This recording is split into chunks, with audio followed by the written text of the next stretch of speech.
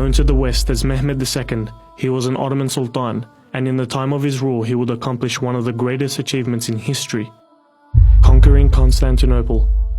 This great achievement was no accident. Rather, it was the result of comprehensive planning and years of religious development. This video explores Mehmed's military genius through his war preparations and how he earned the famous title of Muhammad al-Fatih, or Mehmed the Conqueror. From an early age, Muhammad al-Fatih showed signs of great leadership skills through his experiences as a governor in Amasya, and showed enthusiasm for the pursuit of knowledge. His mentor, Muhammad Shamsuddin bin Hamza, was an advisor to the Sultan from a young age, teaching him the religious sciences, Islamic history, language, and prophetic character. He also inspired Muhammad al-Fatih to conquer Constantinople. However, this was no easy task, as Constantinople had withstood many sieges and attacks for over 800 years because of its formidable defenses. Even Muslims of the past tried and failed to do so. What set Muhammad al-Fatih apart from his predecessors is his genius pre-war strategy. He signed peace treaties with Serbia, Hungary, and Bulgaria to uphold ceasefire during the forthcoming siege.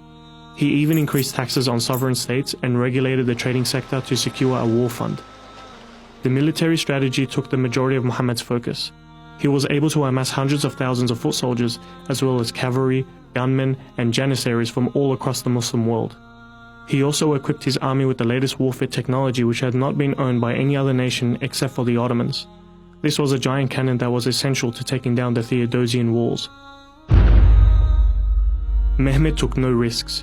He would sketch his strategies on maps with great care, with some reports stating that he took usually several days to complete his plans, spotting any flaws and weaknesses. He analyzed previous sieges on Constantinople, trying to understand their flawed tactics. The majority of leaders used land strategies to try and capture the city. The Byzantines were not affected by this, seeing that they used the sea for trade routes and war supplies. To bypass this issue, he positioned his foot soldiers and cavalrymen on land, while his navy was stationed at the sea to barricade the ships carrying aid and war supplies from other Christian nations. And so on the 6th of April, 1453, the siege of Constantinople had begun. Wave after wave, the Ottomans attacked the city. Their massive cannons blasted the Theodosian walls, but with little effect, as they were inaccurate and required 3 hours to reload, giving the Byzantines enough time to rebuild the damage. The assaults made by Ottoman infantries were repeatedly repelled and pushed back by the defenders.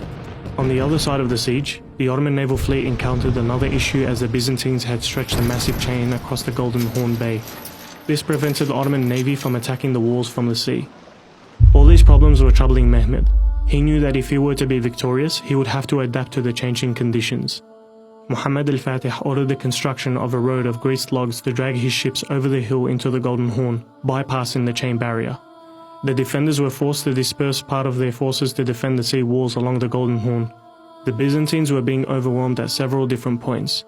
Panic ensued, and the Byzantine defenses collapsed.